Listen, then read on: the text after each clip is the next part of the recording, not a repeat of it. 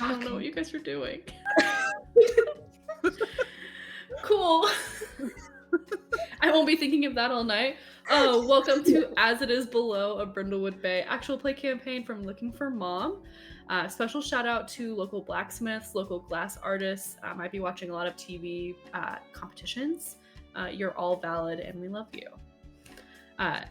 We've got a lot going on the channel this November, so just some updates. The Electric State podcast, The Path to Dawn, just released its final episode today, the day that we're recording, so probably a few weeks from now, in the past, by the time you're watching this.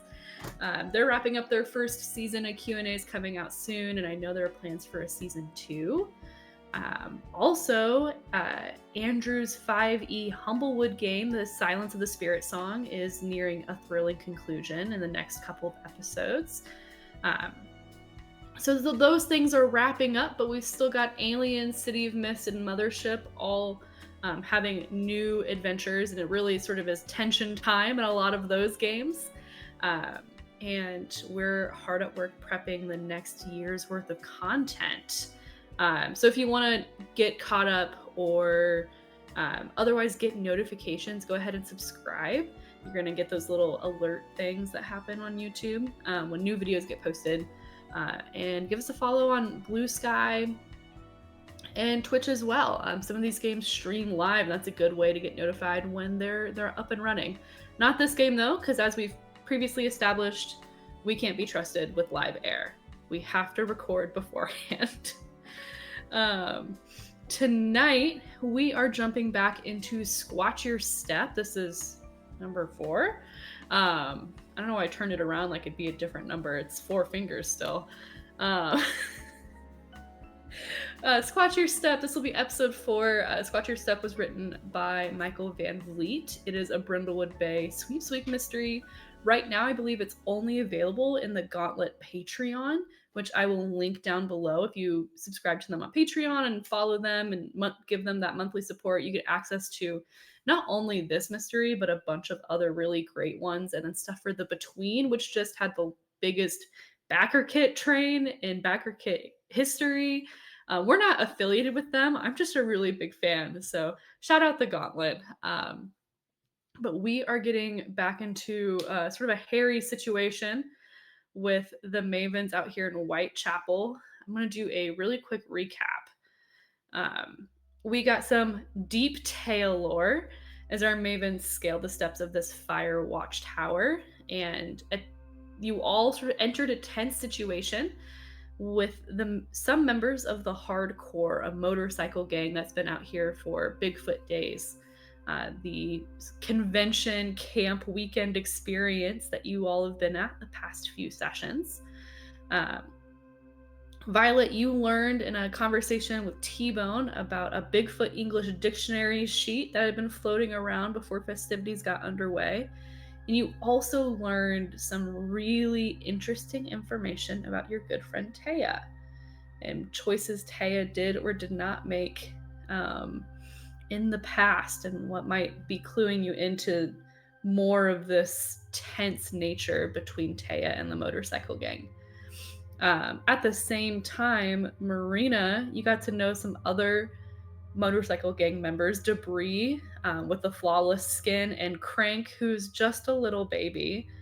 And then you smoked with them. You did some weed. You smoked some weed. You got some drugs. You got a little baggie of octane. Which I'm sure will come in handy later, and I'm sure you guys are going to responsibly deal with. While this is happening, Taya was brooding in the corner, feeling incredibly uncomfortable. You got shoulder checked by T-Bone before he went out and voiced his feelings loudly for the whole forest to hear. And you met Pom Pom, one of the most senior members of the Hardcore. And she clued you into the sort of patch that those members keep in memory of Grace, Taya's ex-wife who had passed. And in the end, it had been the Hardcore who stepped in and did caretaking in Taya's absence. Taya and Pom Pom had I would say, a tumultuous, hopeful, grief-filled conversation back and forth about how the decisions we make in the past still can define us today, but how we can also add alternate entries into that definition if we so choose. After that, all of these moments were sort of broken up by the sounds of screaming from the woods down below being promptly cut off. And things sort of jumped into high gear. The hardcore members orchestrated getting everyone down off the fire tower as the sun was setting and darkness was coming over Whitechapel. And you guys sort of started this mile-long hike back. Not mile long, hour long, more than a mile, hour-long hike back to the campgrounds proper where Bigfoot Days has been going on. But wasn't what your guys' plan was. You all decided that it would be super safe and super fun to send the competent motorcycle gang members ahead of you on the trail so that you could peel off and see if you could find anything else out here. And find things you did. After some successful rolls, getting them out of earshot, out of sight, you found some rather large footprints into the fallen leaves and detritus of the fall foliage here. And Taya, you swept your flashlight at just the right angle up to see a Sasquatch-like figure receding quickly further into the woods. At that point, we heard some tires, and I think we wrapped it there. So let's just pick up right where we left off. Alexander Hurst Craven has come skidding in on his gator. Debris, one of the members of the hardcore, is riding shotgun, and you all have just seen move out of view Sasquatch deep in the woods as you're all huddled on the side of this trail. The gator sort of skids across as debris points you all out. Like, oh god, you're all still here. Wonderful. All right, everyone on. And she hops off to help anyone who needs to move. As you guys played up some injuries last time, I believe, to help get on the back seat or the back bench, one way or another, inward or outward, to get on this gator. I'll offer my good arm to Marina to help her up. We'll take good arm and hoist myself up. And then also offer it to Violet to help her up as well. Yeah, I think when you turned to help Violet, it was debris, right? You did just say debris, and I didn't. I think she's gonna have kind of grabbed Debris's arm, and she's gonna just kind of wink at Taya a little bit. Be like, no, I wouldn't want to hurt your bad arm. You guys go. Well, if you insist. Well, I've got some help right here, and she'll pat Debris's arm. So on this gator, Alexander Hurst is driving, and it sounds like no one is in the passenger seat now as Debris and Violet fill out the front half of that back seat, and then the outward facing seat that faces away from the driver is Taya and Marina. Mm-hmm. Alexander Hurst is like, all right, I don't really have seatbelts for everyone, so hold on to the metal and each other tightly. I won't go too fast, but I am going to go pretty fast. He revs it a little bit and starts doing the tight turn to move it around and drive you guys back. We're just going to start this off with a good old round the table night move of vitality as Alexander books it back to the campground. Before each of you roll, what could go wrong here? Let's crowdsource.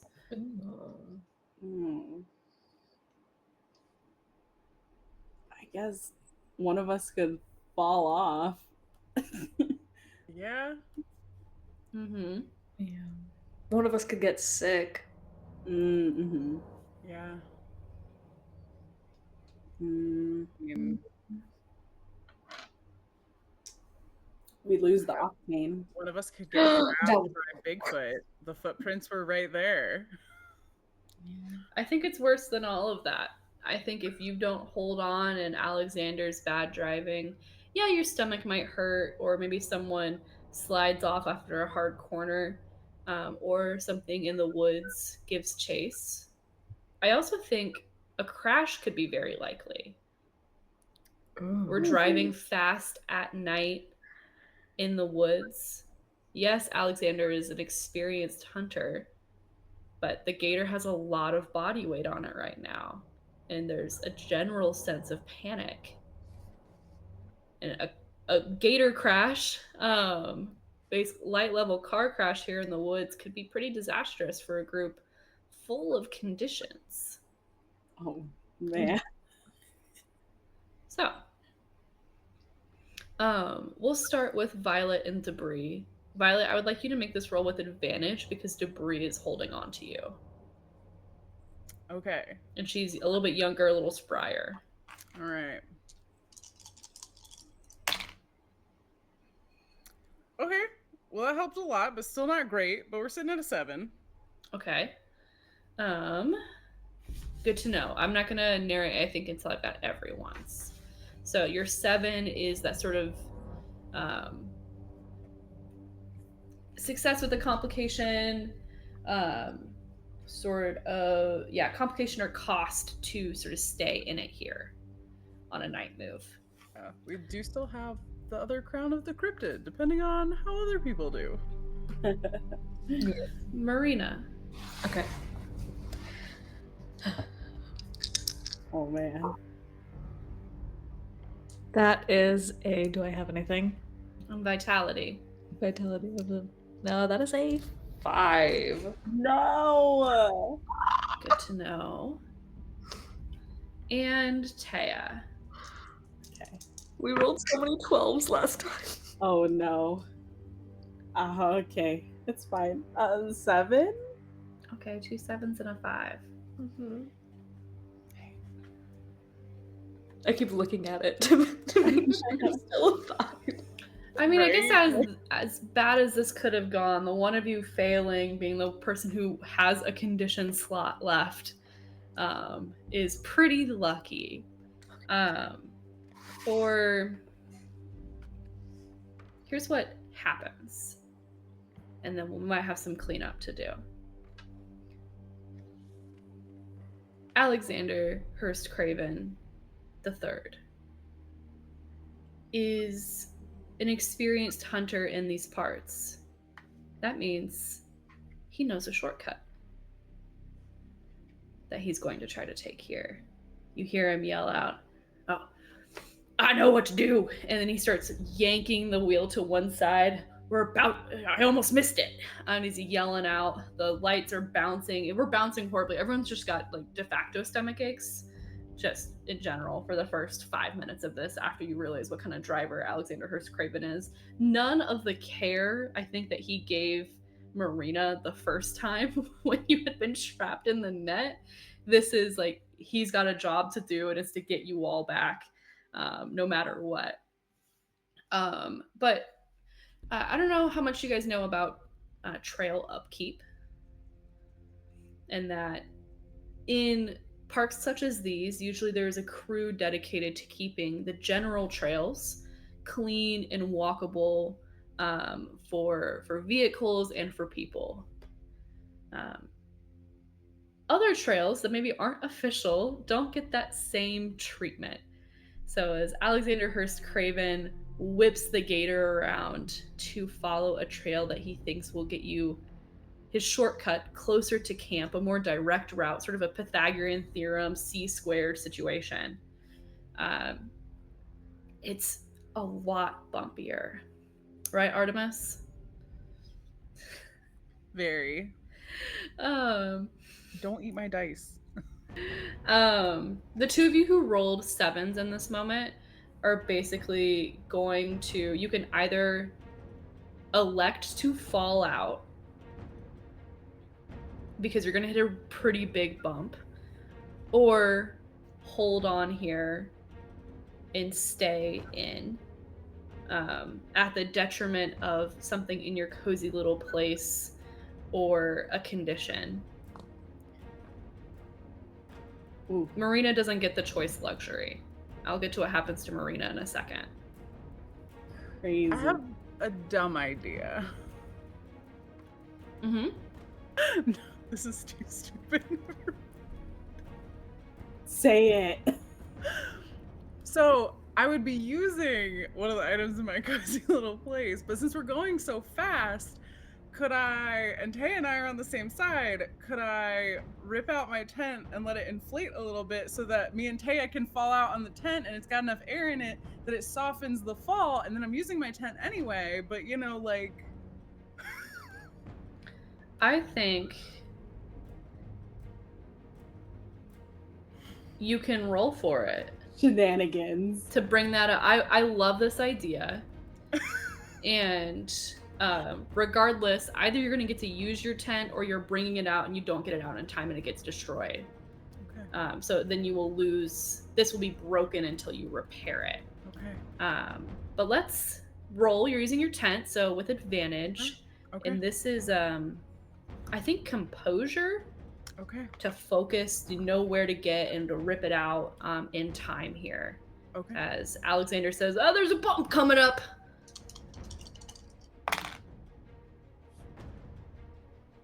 I shouldn't have trusted those dice. That's only a 5. With advantage? With advantage, yeah. I rolled a 2, a 3, and a 1. It's unkind. Do you have anything in composure? Oh, I do have a 1. That's true. That's So a it's a 6. 6, but still, it's only a 1. Any way I can help? My tent has betrayed me. I don't, because she's already rolled, I'm gonna say no. Yeah. So you see, you can feel Violet in front of you starting to like wrestle and get this out.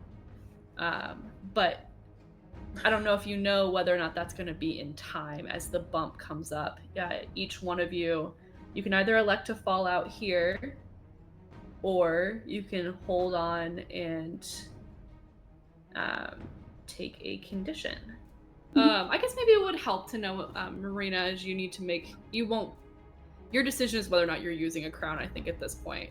As this bump comes and the wheels dip wildly, you are falling out and you will take a condition on your 5. Oh boy. I could fall and then use medical bag. During the fall. During the fall, real quick. Get out. I'm ready to go. You guys woke up and you're like, it's barter time. Yeah. So your move, you have a medical background that's established, but the move specifically is when you use your bag to get advantage on a die roll. So if you, then you would get advantage on the roll coming up. Gotcha. So what are we doing here? Are we all falling off? Yeah, Tail will take a tumble. Yeah. Scarlet takes a tumble. Bring it way back, old school Yeah. YouTube. Violet? Yeah, I think she pulls the tent and tries to save her and Taya and just can't quite get it out in time and trashes her tent. Marina? Taking a tumble. Would you take the condition, took a tumble? Oof. Oof. We're all so hurt. We gotta go get cozy with drugs, guys. Yeah. Yeah. What does it look like for each of you to fall out here? I imagine like the wheelbarrowing, like doing like a little flip. I think in an effort to help her and Taya, when Violet pulls the tent out, so how she falls and how the tent gets ruined is she pulls the tent out and it like goes under the gator and gets caught in the wheel and she just like rolls out.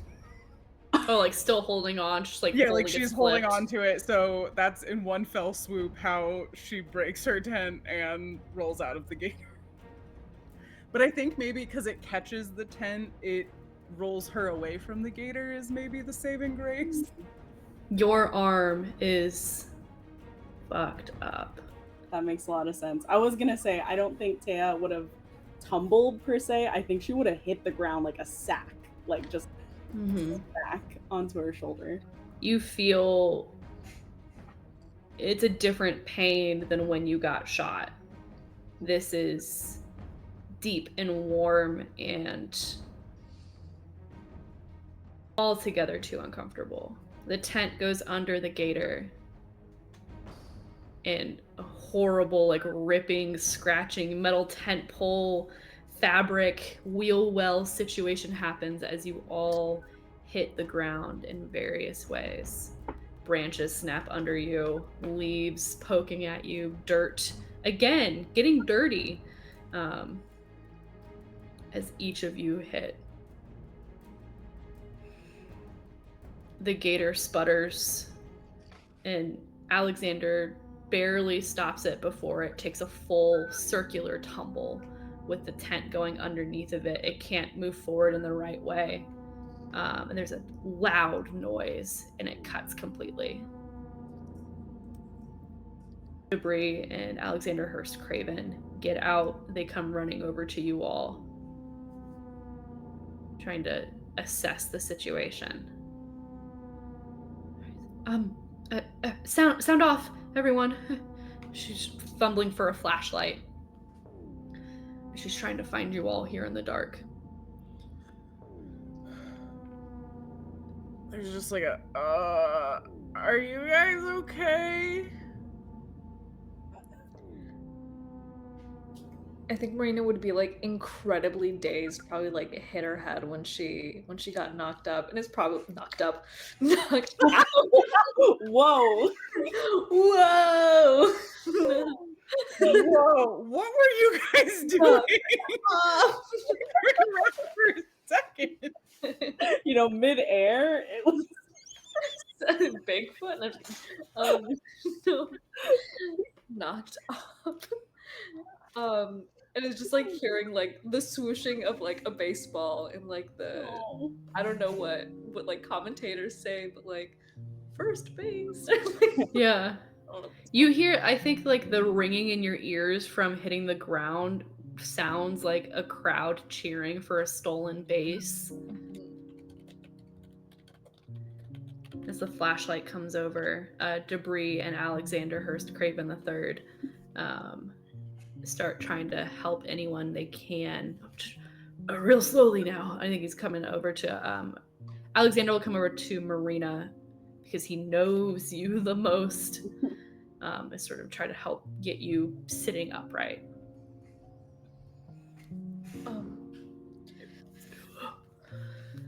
Two times in one day. Yeah, we gotta stop this. And he digs around and he finds, because you hit your head, I imagine there's like dirt and debris and stuff up there. He'll hand you, he's had like sort of like a polishing cloth or something that he just gives you to use for that, wherever the blunt part of the pain is. Stay right there. And he sort of, Debris, I think at this point, is getting Violet. Are you all right? Just give me just a second. I was already struggling a little bit, and yeah, and she kind of looks up and she's like deep breathing. She like got herself in a sitting position and is just like, visually checking out everybody else, and like when she finally gets up, like she's fully leaning on Debris. Yeah. As she gets up, like she very much needed some assistance. Thanks. Of course. We'll just get you when you just sat back on the bench seat for now. That's gotta be a little bit more comfortable than the ground.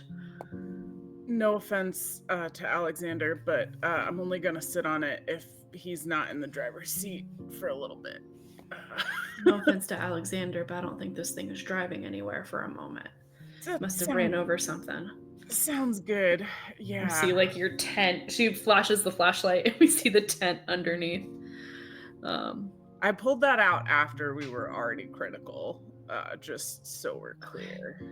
That's good, because I thought we ran over someone's tent, and that was a lot worse of a thought to have. No, I thought that I like felt us going and it was on the edge of my backpack and I thought I could just pull it out and maybe it would help stop our fall. But then on the rock, we went the wrong way and tent air physics is really hard. Yeah, it was tough in school too. Yeah. In our camera cuts, Alexander, having just left Marina, has found you, Taya. How does he find you?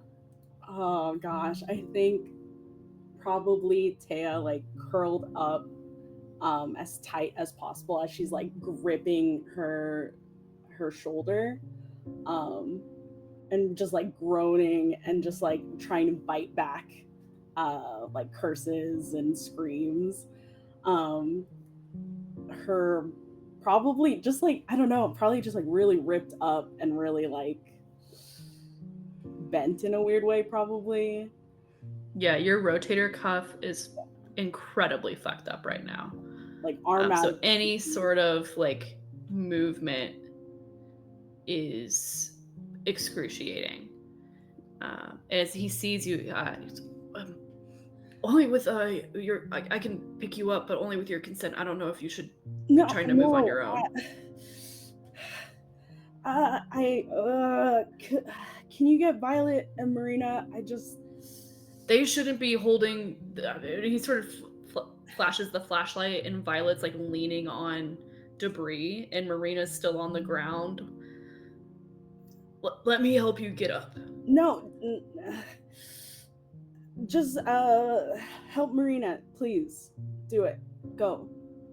And Taya's gonna like try to like turn away from him. Roll me the night move with presence and disadvantage. Ooh, okay. All right, here we go. Wow, great. 5. You're full of conditions. Ooh. I think you see Alexander like try to make sense of what you're asking, and as you turn away, he goes, "Respectfully, ma'am, if you could punch me about it later," and he will just pick you up off the ground so he can get you moving. Yeah, you can't stay here. Try to elbow him in the face, but probably won't land. Yeah, I don't think we need to roll for that. I think you get him in the neck and he coughs. He's like, "That's fine." He moves you closer to like Marina on the ground and Violet and Debris standing nearby. And then as soon as like he gets you over, he'll sort of gingerly set you on like the back bench so that he's not holding you anymore. Like, all right, you can punch me, maybe not now. Like, let's. I'm sorry. No, I'm sorry. I'm gonna see if I can get the gator to work.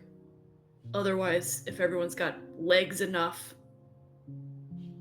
we'll get you maybe some fluid. And he points at you, Taya. We can walk the rest of the way. Okay? Debris nods in the affirmative. She goes, I've got water.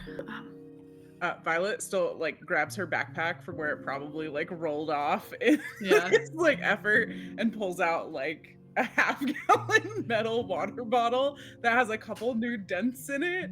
And she looks sad for a minute because it did kind of rip some of her bird stickers getting rolled over, falling out. But she's like, I got it covered. Can you hold on, I'm sure I've got a cup in here somewhere. And she like starts digging around and finds like a little plastic cup and like pours Taya water. You guys hear general groans from Alexander as he tries to figure out how to get the gator to work. Are the keys still in it? Yes, but he'll take them out. Okay. If he takes them out, it's fine. Violet was going to take them out so he couldn't like try to drive them without a discussion about that. No, it's a quick inspection before he realizes there's like things are a little too destroyed underneath there, and it now is even more unsafe to drive. than it was before. And it's like lodged in a weird way, like it's not sitting right on the ground anymore, and that rock like scraped up underneath. And as you're passing out water and debris is sort of like bracing you as you do this to everyone. He like gets in that front back seat that faces forward and rips the bench open and grabs some of his gear. And he's got like a backpack on the front, backpack on the back, a bow and arrow, and a bunch of other stuff. He looks like if a hunter was fully like dad mode at the airport, carrying everyone's things. As he's like, you know, hip waist pack, backpack, visor, bow and arrow, all whole 9 yards, binoculars. Makes him look even more gigantic. As he turns back to all of you. It already wasn't safe in the woods, and we just made a lot of noise. So when we're ready, Debris, I'll give you this stuff. Maybe you at the front, I'll be at the back, and we'll make her. It'll probably about, I don't know how long it'll take. We'll get there. I'll make sure of it. We'll get there. Marina, you okay? I think she's kind of like dazed and like trying to like get her vision to steady, because I think like the room is spinning and like all that stuff, but she's like trying to stabilize herself and like will like hold on to whoever's shoulder is nearest. Like, yeah, just I think I took a really bad tumble. Are you? And then kind of like pats, like is coming to and like pats everyone down, and then suddenly like stops at Taya's arm. It wasn't this bad. Why? What happened? Like almost like counts your fingers and like. Marina, I can't feel my arm anymore. Oh, and then like immediately like goes to her back. Don't, and then touches like her. Can you feel this? Can you like holds her hand. You can feel this. No. And then just desperately she can't feel her arm. You can't. Can I like looks through her bag? Is there anything that I can do? Is there anything in here? Using your medical bag, try to get advantage on a roll. Yeah. What are you hoping to find in here? Oh God. Even like if it hurts, something to like at least dull the pain for now. If those like bloody, crack in half ice packs that like geothermic sort of get cold as you fuck with them. Yeah, and if it's like dislocated, maybe like try to pop it back into place and then give her that as like a thing afterwards. Ooh. Okay. Mm-hmm. It's gonna be composure or reason, your choice. Okay. With advantage because you're using your Quincy move. Okay, I'll do composure. And I think she'll kind of like set all of like her open bag on the forest floor and just kind of like take big deep breath and be like, okay, like I have to be calm to do this. We'll grab like a stick, give it to her, and be like, bite. And to try to like pop it back. Okay. Sick. Okay, that is a 6, a 5 plus 2. A 13. Sure. That's fast math. Yeah. Describe what this is like after you've like just sustained head trauma to reverse that dislocation in Taya's shoulder. I think it is a moment of her battling to keep it together and to keep her head still, to keep the noise of what's running through her head, and like shutting her eyes as like she'll pop it back into place, but everything is still spinning, everything is still sounding off, but tries to silence it as she just like pops and like It sounds like to you, Marina, like the crack of a wooden bat on that baseball across a plate. Just smack.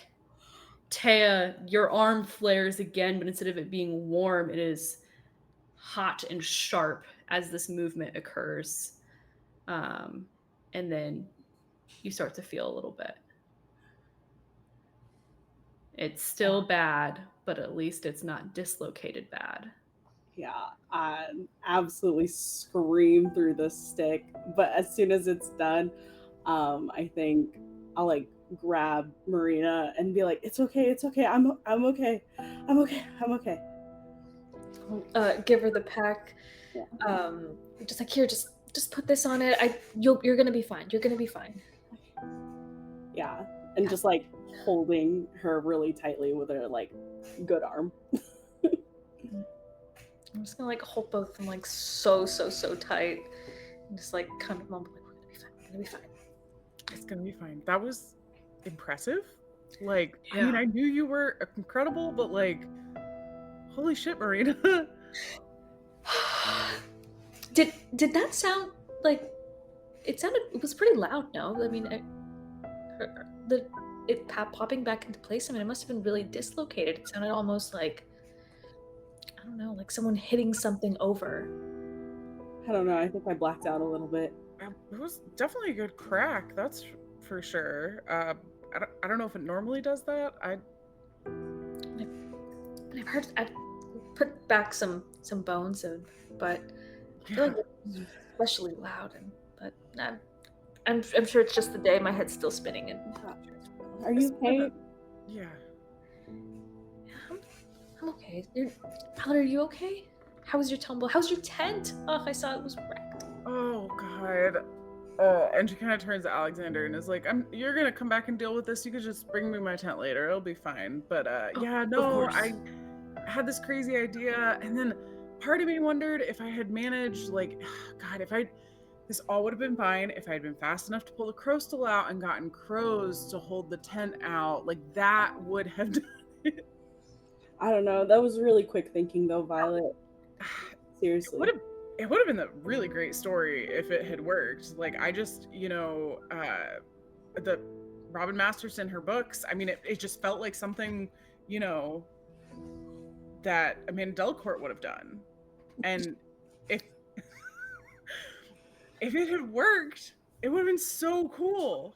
Not the retroactive golden crab. It does sound like something that happened. Yeah. Weren't they looking for what's another cryptid? It definitely would be cool if that turned up in a book. Like that'd be pretty cool. I think we should write them for an idea. Yeah. Maybe we can. Do you think they write in, take suggestions?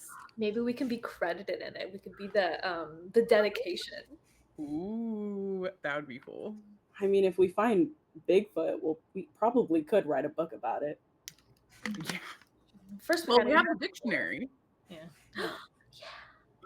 I think this conversation is indicative of the ability, at least, to start this trek. And we'll sort of montage the trek back to camp with debris, with a visor light that is too big for her head because it fits Alexander in front, and then him, like airport dad style, in the back, and all of you in the middle. And you roll in. At this point, night is fully there, and that cold, ominous air is around. Fall is here, and it's getting to a point that's almost a little bit sharp. As you roll in, fires are extinguished. People are getting those last chats before they would retire to bed, but all of the members of the hardcore that you had sent ahead of you remain at the main trail edge. When you guys pop back through, visible signs of relief across their faces. as everyone arrives. I think we'll take a little break here, and we can come back with maybe some first aid and all of you in your tent. Of course, some debris will probably go tell Brad what happened. But we'll take a break here and we'll come back a little bit later in our story. Sound good? Yeah. Yeah.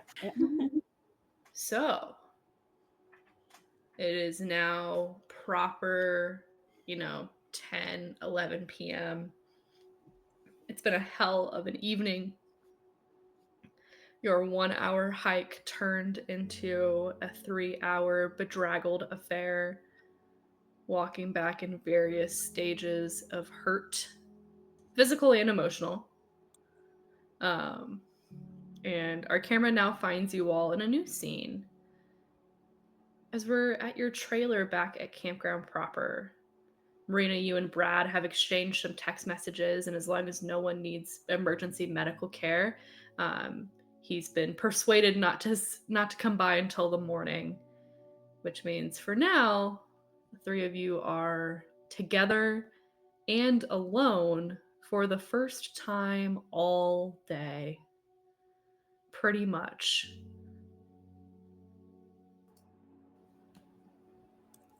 I think the first thing, sorry, I think the first thing she would, that Marina would do would just like make sure that Tay's like completely cleaned up, that any, like if there's any gash, just to make sure that her arm's good, and that if we have any like even like scratches or anything, just to wash. And I think Violet will be like, hey, just if you need an extra hand, let me know. But I'm just gonna start making a round of margaritas. That just feels right. Yes, the best medicine. Great idea. Yeah. But if you need a hand, just let me know. I can stop at any point. So No, you're doing your part. You have the most important job. Exactly. And Marina, you have the octane, right? Just pulls it a little. Absolutely, I do. I cannot believe we went out to a fire tower and you came back with octane. They're really nice people. Yeah. I guess. I was surprised. Like I thought about what's that? She'll just put like a hand whenever Tay says I guess, just put like a hand on her shoulder. Well, Marina, here, come over here. Can I like at least get a look at you? Are you okay? I mean, you've been taking care of me all night, and you saved my life again, I guess. So I think I'm okay, and I think I just got a little bonked, and I mean, are you sure? Come here. And she'll like take Marina's hand and like pull her just a little bit closer to give her like a good look around. Probably brush your hair back. With what? Your one hand's already holding her. What other arm are you using? So like pull her in and then brush her hair. Okay. Yeah, I want to make sure it's realistic. the other third arm. Yeah, I'm gonna stitch grow a third arm. No. You guys are like having this moment, and then Violet's just in the back turned. Yeah.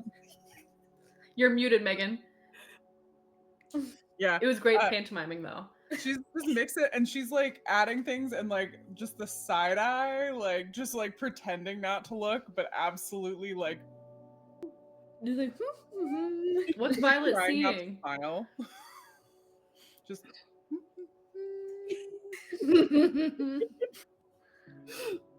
Yeah, what is Violet seeing? Yeah. I'm waiting to see what else they do. I think Marina will just be like, do I have any bumps? Here, let me check. Come on.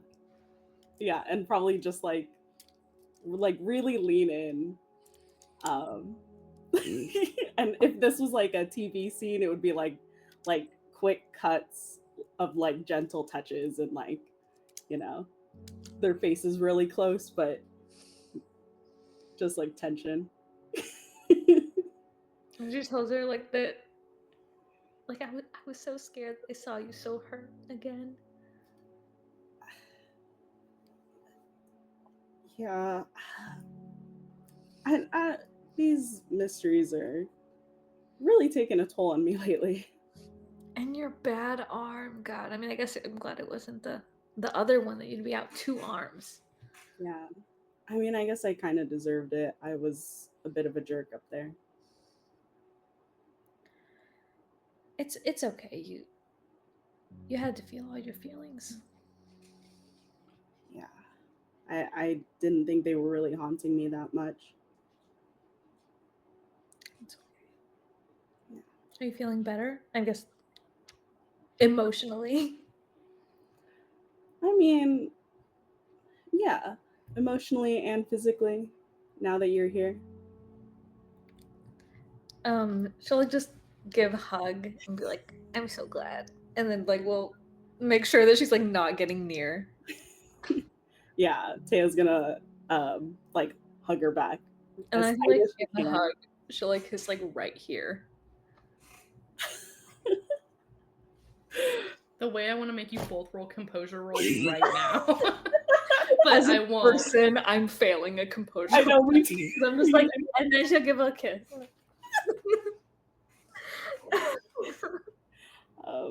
Yeah, Taya's. Red. I am also really red.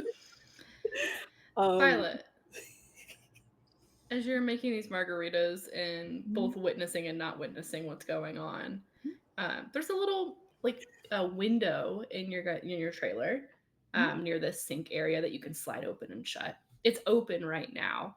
I'd like to invite you to do the meddling move with reason. Absolutely. As you find something else to focus on to try to give them one iota of the privacy that you think might need to be in this moment. I think before she turns to look, she like, I'm envisioning like Taya being kind of facing Violet and like Marina facing away from Violet. She does like a and turns to the window. Thank you. Thank you. I know what she sees in the window. Okay. Don't eat them. Okay. Do you want to give me some luck? Yes, thank you. Okay. All right. This is an Artemis assisted roll. Good girl. That's a 10. Good girl. We love it. Good job, Artemis. Yeah. A 10 on the meddling move. She's looking away really hard.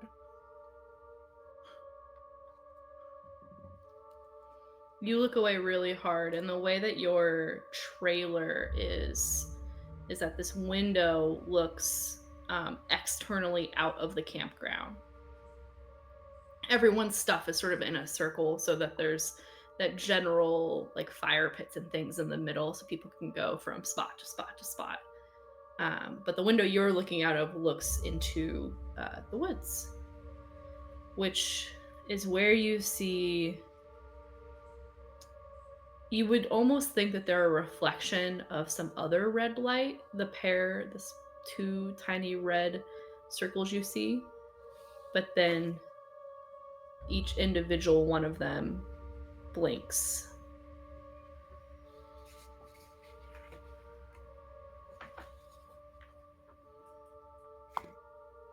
And then they fade. Violet is actually not paying attention to them now instead of pretending to not pay attention. Would you write red eyes in the darkness on your clue sheet? Absolutely. The asynchronous blinking just... So creepy. So creepy. I'm sweating. I think after the day that they've had, Violet's just so... She's just so, like... She's overwhelmed. It's been a day. She's not even done the margaritas. She sipped straight vodka earlier. Just, because, yeah. I think she tries to mimic the asynchronous blink back.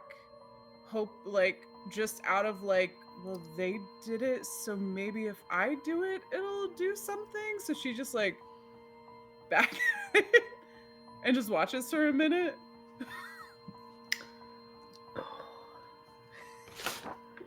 Can I invite you to do something that we've never done before? Yeah. I would like you to roll me the occult move with sensitivity. Ooh. I did not realize I was not muted. No, that was perfect. And I'm glad I was. Yeah.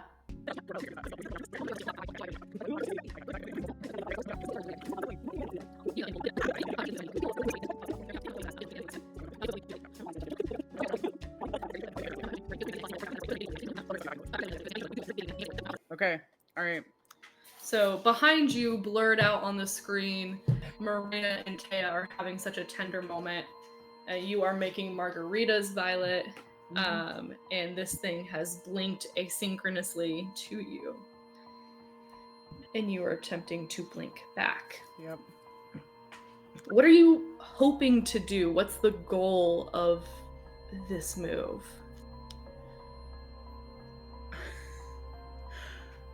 I feel as a person on one side of things, Violet has wanted to see the Brindlewood Bay Ghost Raven for so long that if she got actual proof and could see a cryptid, because I think she's a little jealous of Taya. That like Taya was like, oh, I saw Bigfoot, he went that way, and then he was gone. So on one hand, she just really wants to see a cryptid, and I think on the other hand, like she still has in the back of her mind, there's something with weird eyes on the edge of the forest, and there's still somebody missing. So maybe like You're already sort of clued in to like pay attention to these things. Yeah. So is your goal to communicate with it or to gain understanding and better vision of what you're seeing? Oh, that's a really good question. I think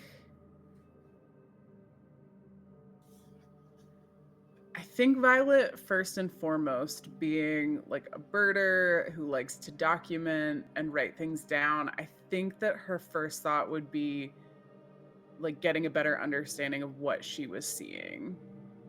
Yeah. Would be her first. Lovely. I was hoping you'd pick that one. We're gonna roll sensitivity. All right. Go ahead. 2d6 plus your sensitivity stat. All right.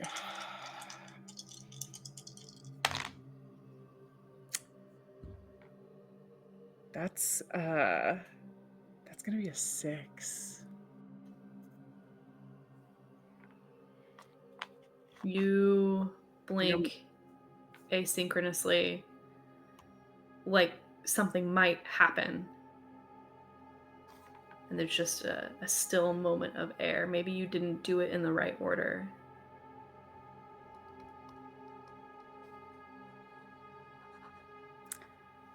You want to use your deal? I'm absolutely gonna take that deal. Okay. Your head hurts a little bit. You're gonna try it again. For the viewers at home, I've just cut out a lot of audio of Megan and I bartering back and forth about how we're adopting this to this specific mystery. And we've struck up a little deal that I think I'm going to keep secret from you all for now. Secrets. So, I'll have you mark what you need to mark on your character sheet. Yep. From when we return to Brindlewood Bay. Mm-hmm.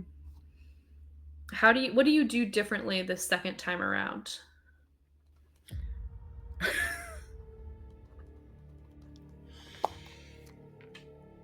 I think in the state of mind that she's in, she's got the bottle of tequila in her hand. She's just gonna be like, well, I guess if you're gonna do it, you're gonna do it right. So she's gonna take a swig, take a deep breath, and she's gonna try it again. And just like her eyes are probably like this as she like focuses on the timing, like and tries it again. Curious thing happens between your blinks. 1, you've got a hell of a migraine as the tequila burns your throat. 2, The second your eyelids touch together on the first blink, you are not looking out the window anymore. And for the briefest moment, you are the two red things looking back towards your own trailer. And it feels long for you, but it's so brief because as soon as you blink the other eyelid, the headache gets pounding enough that you almost need to squint your eyes together, and it closes just a little quickly and you are back. But for that second, you were across the way in the woods. You could see your own face in the window, one eyelid fully blunk.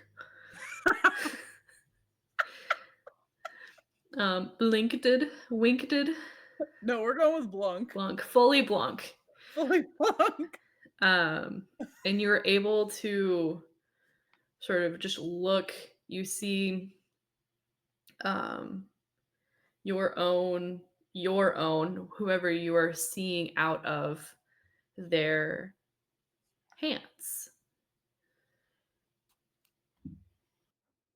It's a higher position, whatever you're looking out of is taller than you are. On your 7 to 9, as per our deal, you're not going to get a ton of time. And I will work with you to name this move. Blunk. But mechanically, how it'll work is that when you use this move, you'll roll sensitivity to momentarily see through another's perspective. Oh, that's so good. It lasts as long as you can manage to stay like that headache away, depending on your tiers of success. A 7 to 9, you take a condition automatically. At 10 plus, you get maybe 10 seconds, 2d6 worth of seconds to look around and see as you momentarily view from another perspective what is going on. So good. Second eye flunks. You are back. Tequila, bottle still in hand.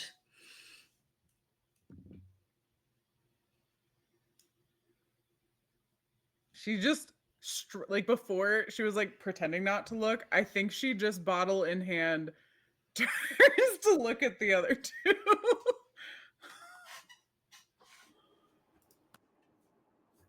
What are you guys doing? Are the margaritas ready? And then just like Yeah, Taya like drops Serena's hand, scoots back on the bed just a little more. Hey, are you all right? You look a little shaken.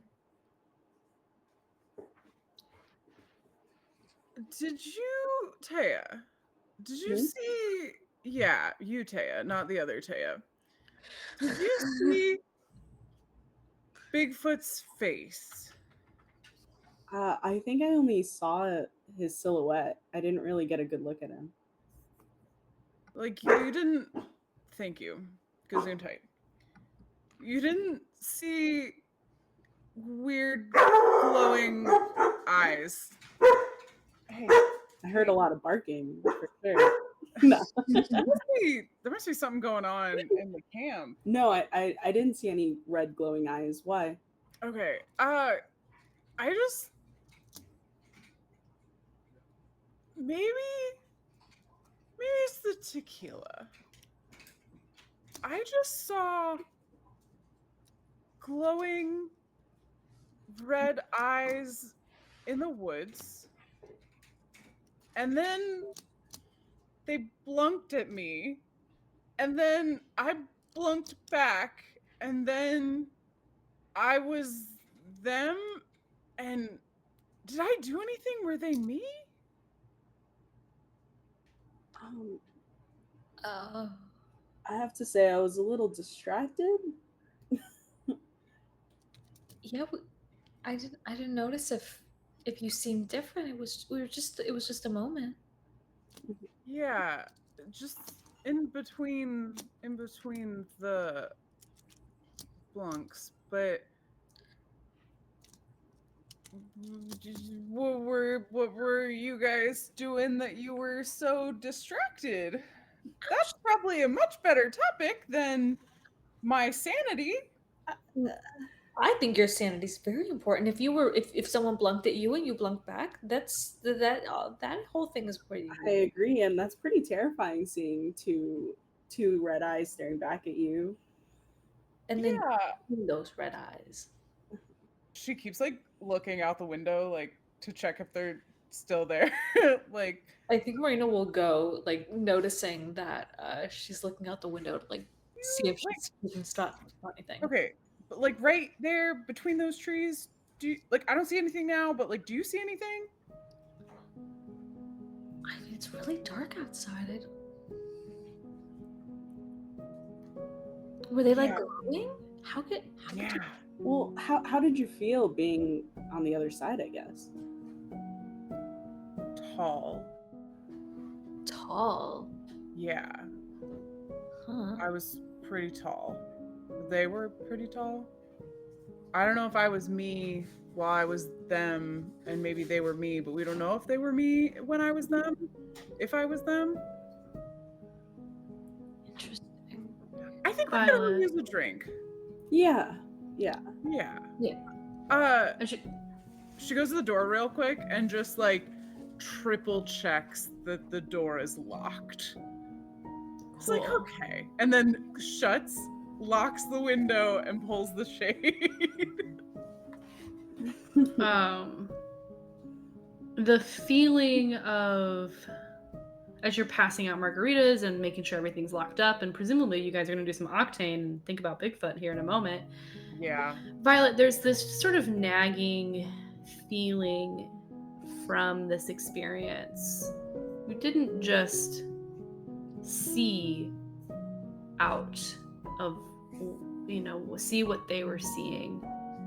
It hits you now as the shock sort of turns to morbid curiosity and wonder and sickness. It settles within you that you are feeling something you didn't feel, that you must have felt when you were them, when it's like a memory of a feeling, like when you think back to when you're a kid and it's been so long. Not a feeling that originated within you, but in this whatever other you momentarily interfaced with. And it is a longing tinged with fear. Interesting. Yes. As you take those first sips and really start to realize that's not, like, you're not actively feeling it, but it hits after all this first, craziness subsides. You felt it in your gut between the blunks. And now it is distant and it'll likely be gone by morning. I think with that in mind, she'll get the drinks and get everybody sat down, and she's gonna reach over to her backpack, and I'm gonna canonize this now because it's cute as hell. She has what do we call them? She has a backpack buddy on her backpack, and it is a crocheted ghost raven, and she unclips it from her backpack. It's maybe like this big, and she kind of tucks it into her arm, and just like she has ghost raven tucked in one arm, margarita in the other arm, and it's like, okay, I think we're ready for Octane. All right. I'm just gonna put like a blanket over Violet just to like get more coziness. seeing that she's like a little shaken.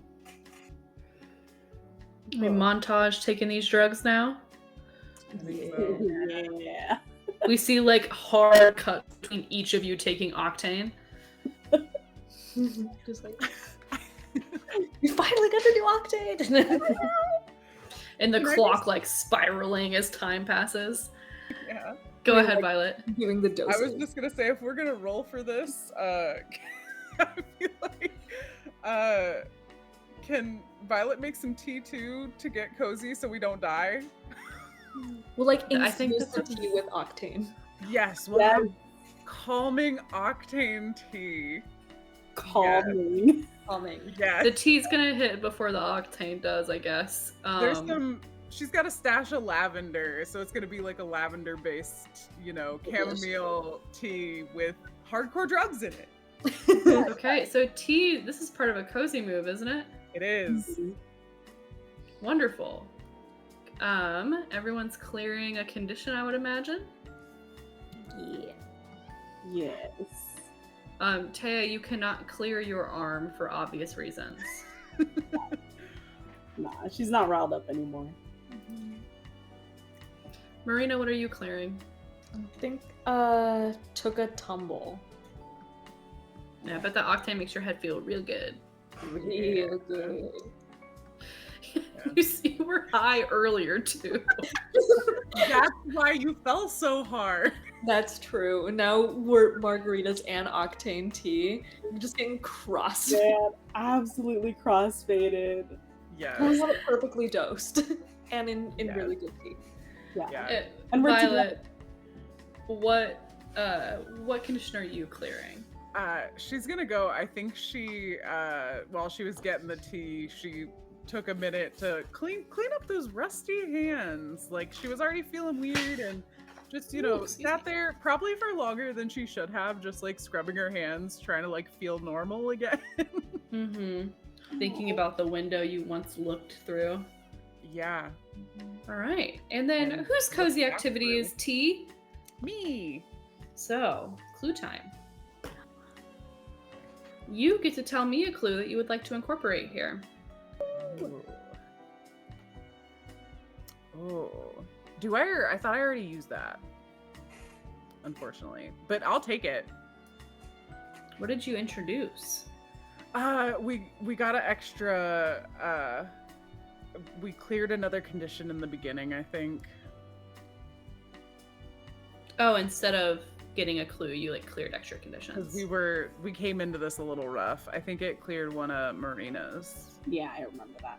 No, we'll I mean, still if do you a wanna clue. You wanna let me do it twice? I can. Rule as written, yeah. Okay. You can introduce a clue here Okay. from your adventures today. Something you came Okay. across or heard or saw. Okay. Ooh. Well, it's not the eyes. That's she is. A Bigfoot-sized diaper. Ooh, I'm thinking. Ooh, yeah, I'm thinking about the last day. So we were in like the fire tower. I wonder. Part of me wonders, like, maybe when everybody was looking at T-Bone, maybe she was looking the other way, Hmm. and I wonder if she saw something. What would be good with this mystery? It can't conclusively solve anything, but it can. I'm thinking like thematically, what would be fun? Like, Would you like it to be internal to your area or external?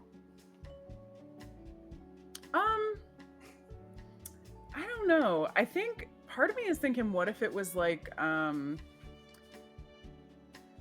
no, we're not gonna do that. I was gonna make it like smoke or like, oh, you know what? What if it was like, I don't want it to be smoke because that implies that like Bigfoot probably wouldn't have a campsite and I want this to be Bigfoot. So I'm gonna try to manipulate the clues so that we say This it's also Bigfoot. doesn't have to be a clue you use for the first theorize. No, Yeah. you'll have two. That's true. I was thinking, what if it was like, like at the time she didn't think anything of it, but maybe she. I'm open to if you have some good ideas, but part of me was thinking if she saw a flock of birds, like something was happening in the woods. Yeah. Like in a certain location.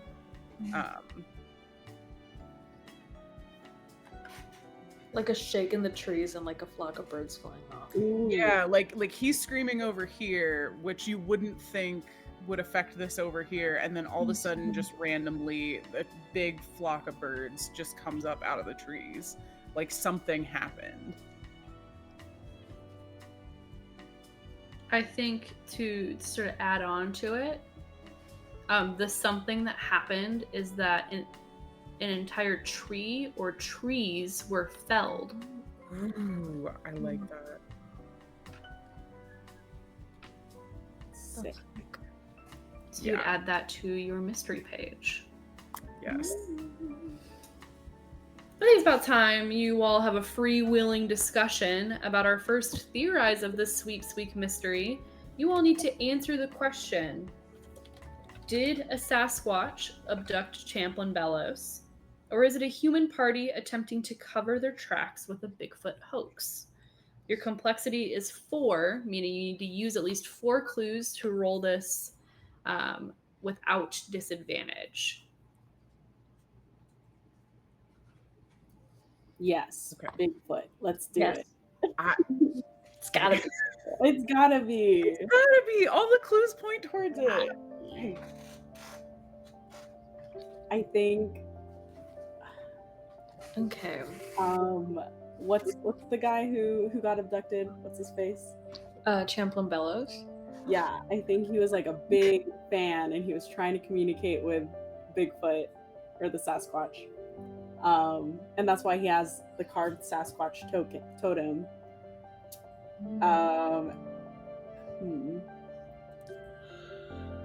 And also why he would be using that yodeling instruction video, trying to communicate, write notes to the guy, maybe. I don't know, we'll see. Yeah. I'm just trying to use up clues now. Yeah, no, can you...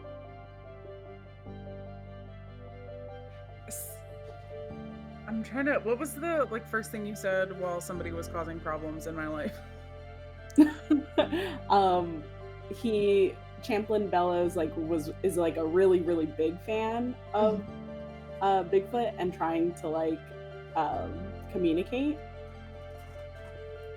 And so that's why he has the Sasquatch totem, is using the illegal yodeling videos. Yeah, he's not competing this year, so this is just like purely for him. Yeah.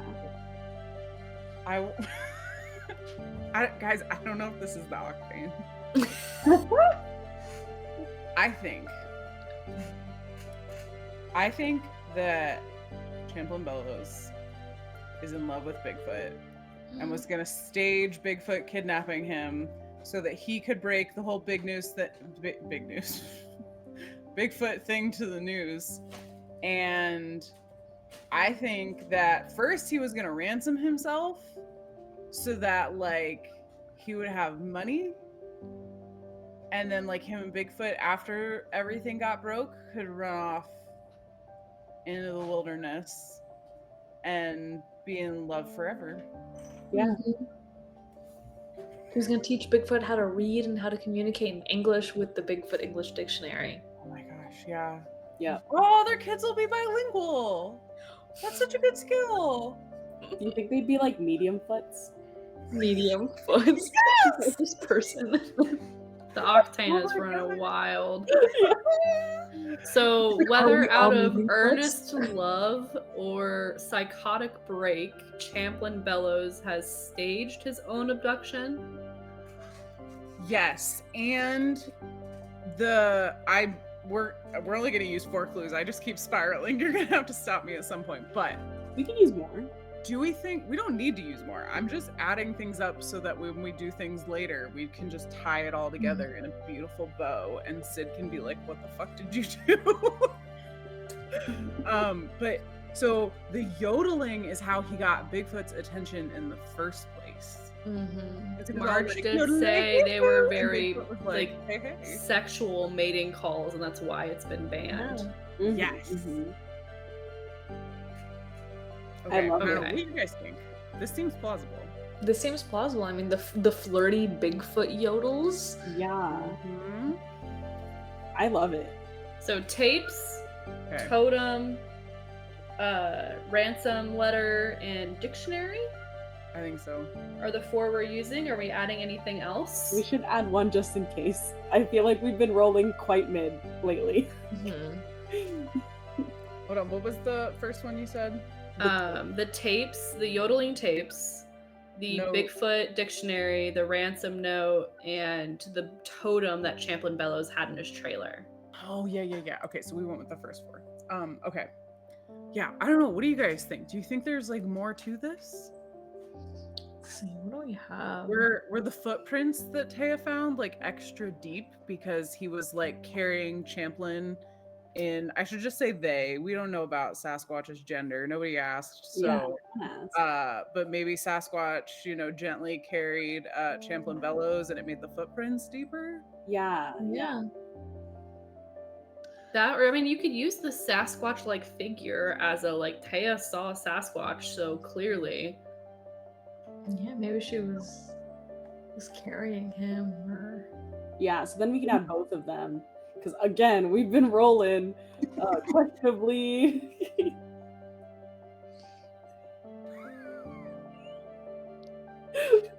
was mine already there? I don't know. You've now since removed it, so de facto. Okay. So it sounds like we're using 6 clues here. Champlain Bellows has had a some sort of break, whether romantic or psychotic, for Bigfoot, and has spent this last year preparing to bring Bigfoot out for real, stages his own abduction, uses the yodeling tapes to get Bigfoot to come out and snatch him, uses the totem to help, has been working on this dictionary to start communicating, and had planned to use the ransom note as a way to like do his own ransom, and after he figures it out with Bigfoot, he'll come back and get a bunch of money that he can then use for further, like a full dictionary and whatever they need to do, or to run off into the sunset. Okay. Find out. 2d6 plus 2. Okay.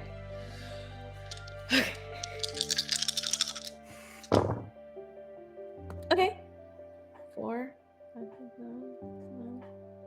That is a 10. That's what you needed. Your theorize for this first question is a success. You guys have put together this theory on your octane tea, all bandaged and blunked up from the night. A day in which, Marina, you've been quite literally sky high and then down in the dirt.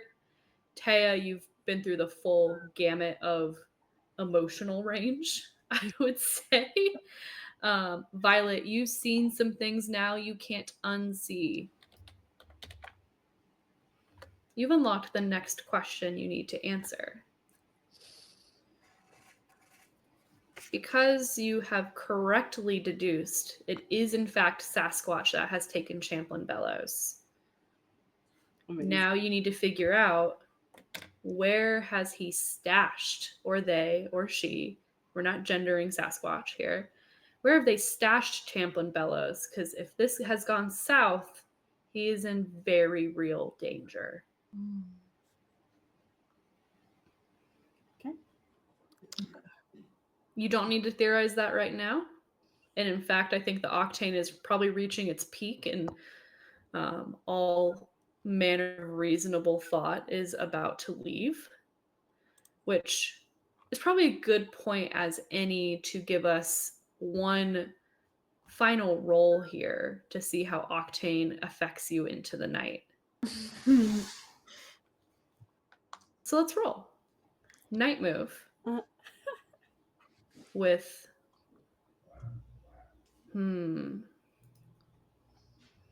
I will let you justify the stat you would like to use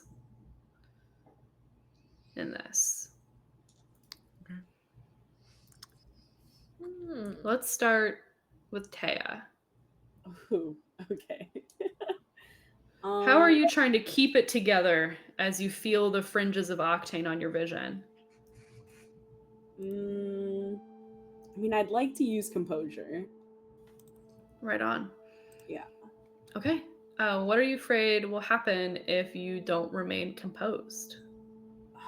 I think she would probably go back into like a depression spiral about Grace, and then a bunch of bad feelings, considering like moving Marina into that space as well. So I think she would have a hard time grasping all that.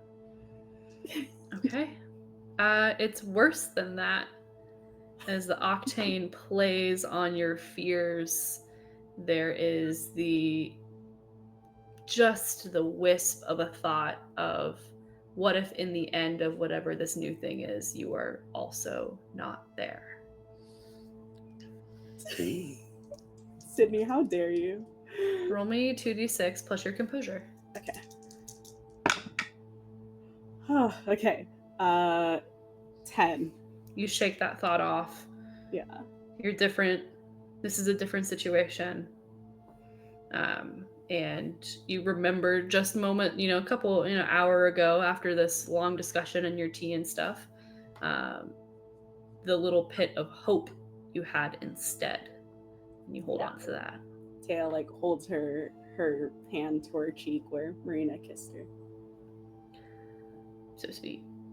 Marina, what stat would you like to use as the Octane plays in colorful ways across your vision? My first thought was, Marina's done a lot of drugs. She, done like ayahuasca in a forest, and she very much likes feeling connected and like spiritual whenever doing any kind of drugs. This was one she's fairly new to. Would it fit to do it with sensitivity?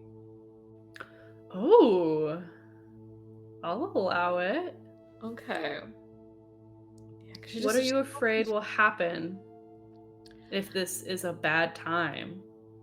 Yeah, I think she's afraid of going back to like that mental space. Like she just got out of like hearing like the baseball field in her mind, and earlier she was thinking about that moment in the forest and just having scary and weird experiences recently, and maybe something like that showing up and maybe impeding her being present with her friends and tripping out. Knowing how much fodder Marina's brain has specifically about odd experiences and just crazy stuff, I think that would be very likely that your brain would sort of latch on to something recent and have you experience it once more. Okay. 2d6 plus sensitivity as you try to tune in to what's around you. Okay, yay. 6 plus 4 plus 10. This one, 11. How do you remain grounded? I think just trying to like touch and like feel things around her, like hold Taya and Violet's hand, seeing that she is in a safe space. Yeah, just feeling safe with her friends. Yeah.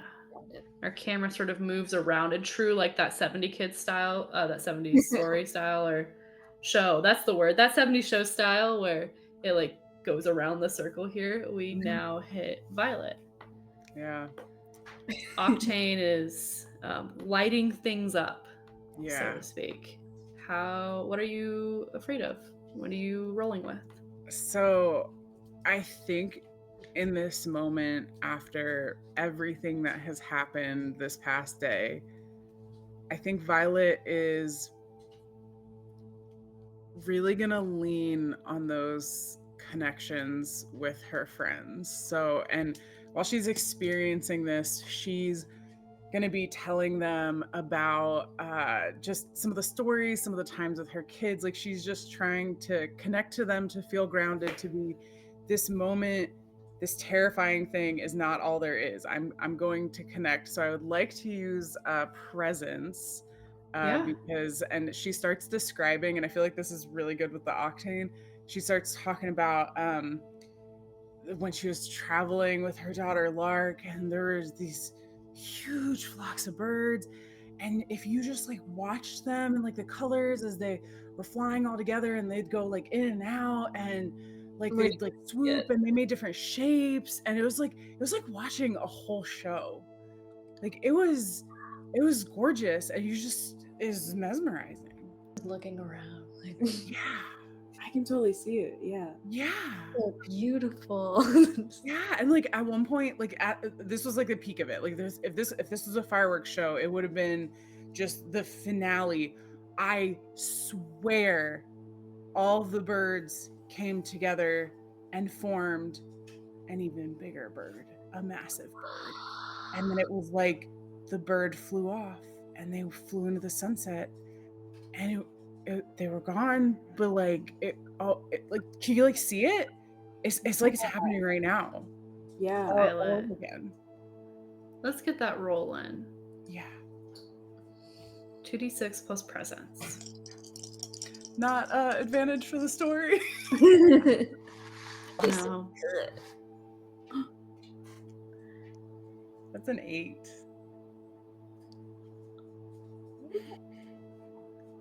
You do such a great job explaining this story and painting it in vivid detail. And it brings back warm memories for you. And as the big bird made of other birds sort of flies off, you mentally just sort of follow it as if you're getting like an extended end scene as the Octane takes hold and weaves something a little different. For you, Violet, this flock of birds as a big bird flies and through these trees and up around mountains, and you're seeing all the beautiful landscapes. And they get to Cliffside, much like Cliffside that's in Brindlewood Bay, you know, up near the museum and the Brindlewood Bay bed and breakfast. And the flock of birds soars high up, and you see them sort of block out, almost glint underneath the sun in glorious detail. And it's something you feel so special to have been able to witness in this vision. And then they all turn. As they've crested up into the sky, they start going down, almost parallel with the cliffside. Down, down, down, down, down, faster and faster. And you hearing their wing beats and feeling that air as all of these birds at once hit the water of the bay. Oh.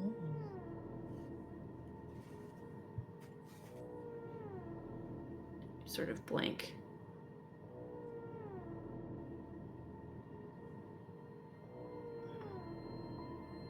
And it fades.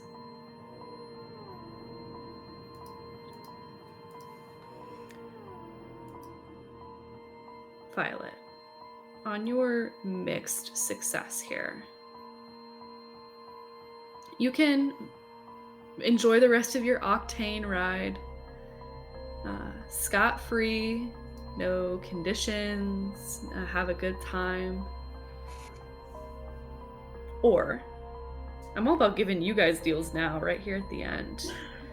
Guys, Brindlewood Bay, it's wheeling and dealing. Wheeling and dealing. We thought the gambling episode was going to be wheeling and dealing, but no, it's the whole thing.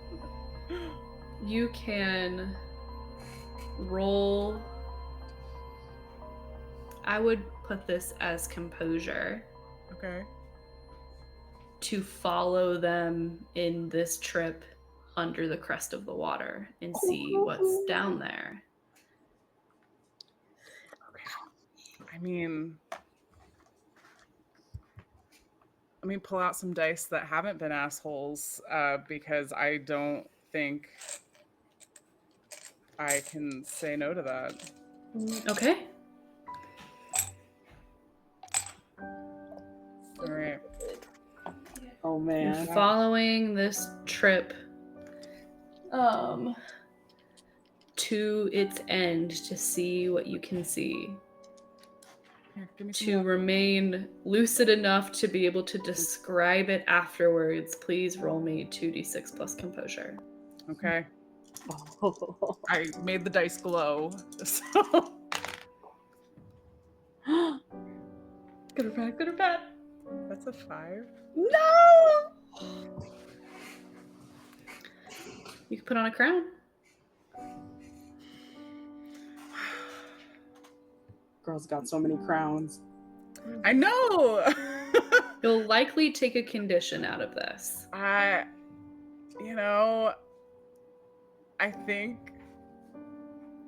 think she's gonna hope for, some morning tea or crocheting or burning. Maybe. Okay. I think we're gonna see what happens. You follow.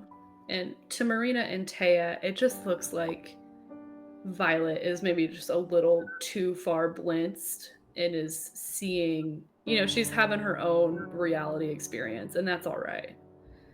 She's not moving, not dangerous wise, but Violet, the octane hit Violet. Maybe it was a little stronger. Her dosage was a little stronger in that tea. I don't know. Violet, you follow these birds under the water as if you are one of them.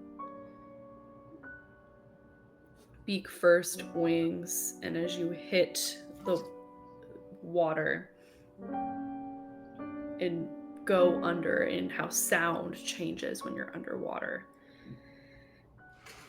When you break through that line, you are yourself in void. There are no other birds around you. There are no fish, just darkness. You don't feel the need to breathe. You also don't feel like like it's harming you not to. Like, this experience is outside of bodily corporal needs such as breathing. As you move and you float deeper and deeper into the bay. Every once in a while, you go through a particular cold patch of water. You feel like maybe something brushes against your feet, but as you move around, you can't really see anything, just the thought that something could be there, but no indicators. And your mind starts to wonder if all of this is just made up. Before you're about ready to try to kick back to wherever you think the surface might be, though you can't tell in which direction, a little light, murky from all of the water below you.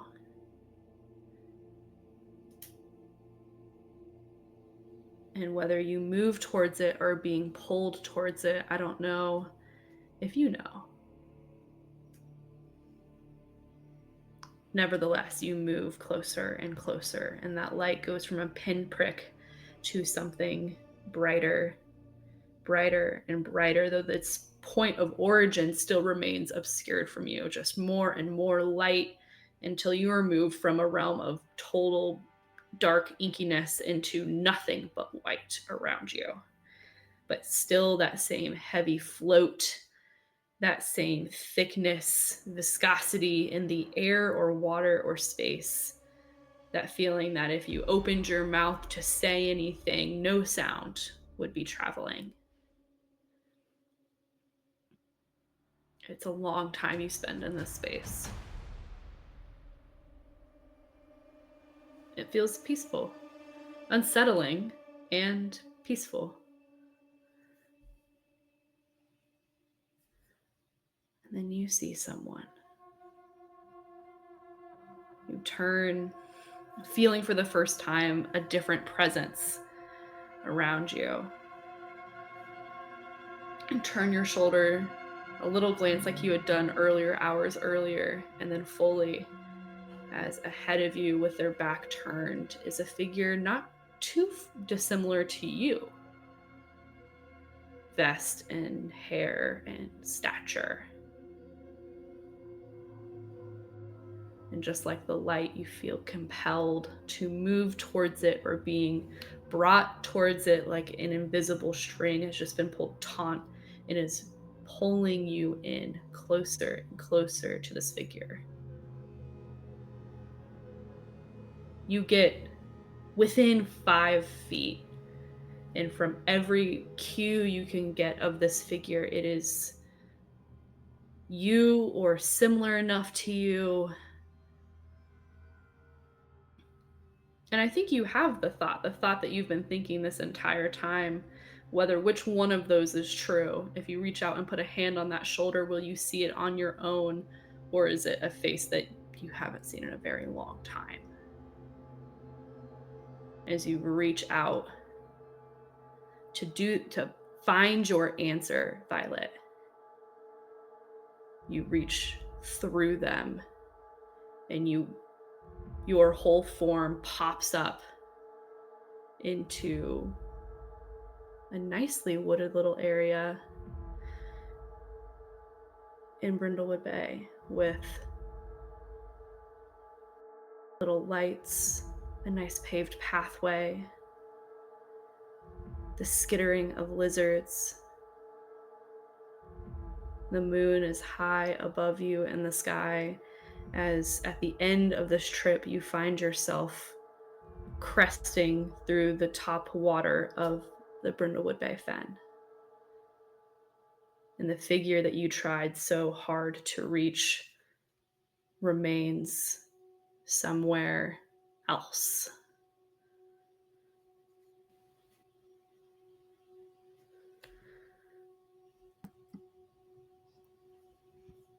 Damn. I feel like this is appropriate at the end of this. Like, this started out full trip, and I think I don't know, I'm envisioning just those little camper tables with like a booth on each side, and I think maybe Violet was on a side by herself, maybe, and she's got her blankie, her little ghost raven, margarita tea forgotten on the table, and I think as she pops up in the fen, I think it might turn into a real life dream as she lets out a little snore, because I think at this point the stress has caught up with her, and you guys turn to see Violet snugged up, leaning against the side of the wall of the camper, completely out. Octane has released its grip on some of the darkest fears it found within you, Violet, having pulled and teased and danced them out, and has left you a wonderful night's sleep after an exhaustive experience. I think that's where we might end for tonight. We'll catch up with you all in the morning as you all live out the rest of your highs and your lows, and eventually crash. The moon high in the sky here at Whitechapel, we see, though all of you are fast asleep. Marina, your phone pings as Brad Wukular has sent out a mass text stating that Laszlo, Pudding, the member of the rock band, has been missing since this afternoon. And that's what you'll wake up to when we come back next time.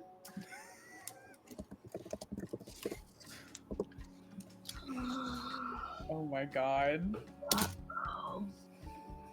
Wow. Wow. I'm so glad one of you failed.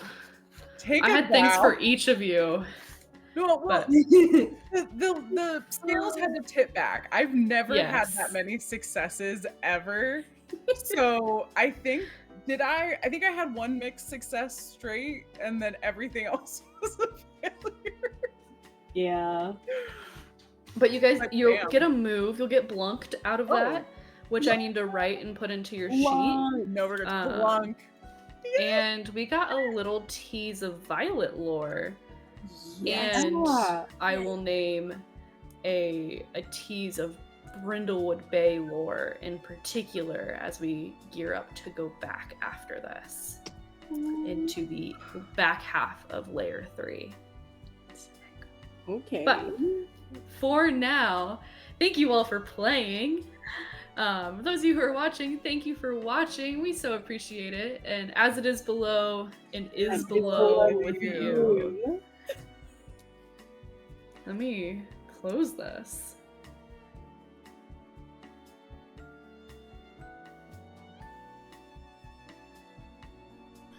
Okay, so we've been talking, the recording is back on because we're going to record a secret ending, alternate trip ending for Violet here. For the real fans. For the real fans who know. To the end. And once again, now I have multiple videos to put together. But that's all right. Violet, you have just dove into the water as a bird and were left in nothingness for as far as you could see. You know, we just had all of this narration. Sorry, I really had to burp. This is what happens after we're very serious. I get very belchy. And you have reached out to touch a figure that looks like you and not, wondering if you will feel that touch when you break through the water of the pond in Brindlewood Bay Fen. Trees are shimmering. The moon is high in the sky, just like it is where you physically would be. And lizards move back and forth and around, skittering. As you break the surface, getting a breath in for the first time in what feels like hours.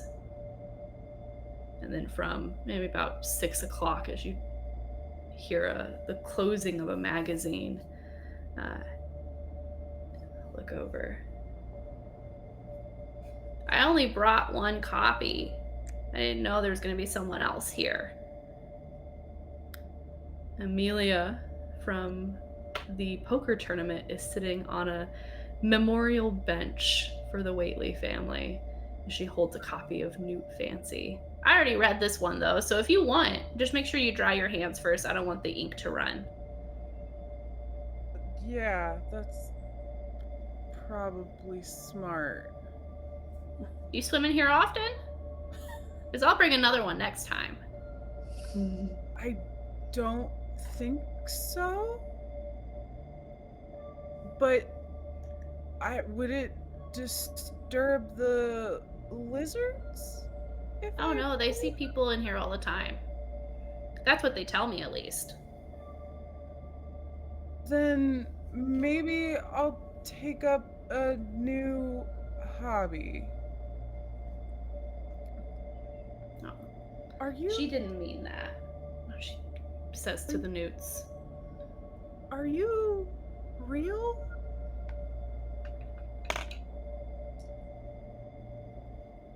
Like, are you here right now? You ask her that, and for a moment, Amelia sincerely considers your question. And you say, "Are you here right now?" She goes, "Huh, I guess I'm not." And she immediately turns like incorporeal and ethereal and fades away. And Newt Fancy stays there on the memorial bench for the Waitley family in the Brindlewood Bay Fen. A little treat.